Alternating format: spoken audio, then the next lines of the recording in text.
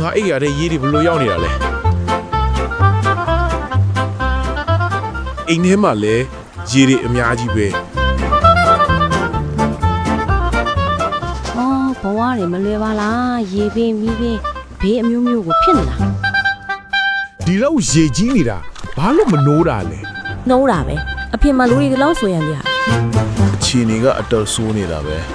ဒီအနေချားဆိုရင်ရေစက်တဲ့အုံမဲ့ပုံပဲ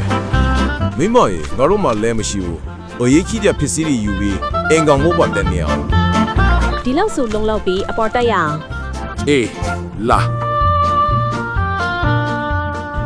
ငါတို့ကိုလာကယ်မဲ့သူလည်းဘယ်သူမှမရှိပါလားမိမကြီးစတု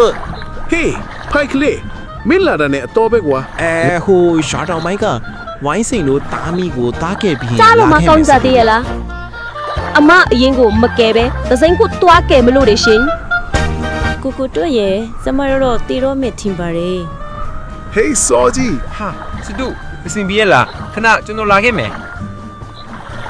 တော်သေးတာပေါ့ကွာမင်းရလာလို့တကြီးပါစီကလေတွေစုပြီးလိုက်ခဲ့ခိုင်းနေတာဗျာအေးဒီလိုဆိုတော့လေတကြီးပါစီရဘယ်ဆိုးလို့လဲကွာရော့အမလေးစောကြီးကမအားတူပေါ်ရသေးတယ်ဘိုက်ကလေးကတော့အမအရင်ကိုမကယ်ပဲဝိုင်းစိန်တို့ကိုသွားကယ်တယ်စောကြီးကိုဒါမျိုးတော့ဘေးကြော်လို့ရမလေးကွာ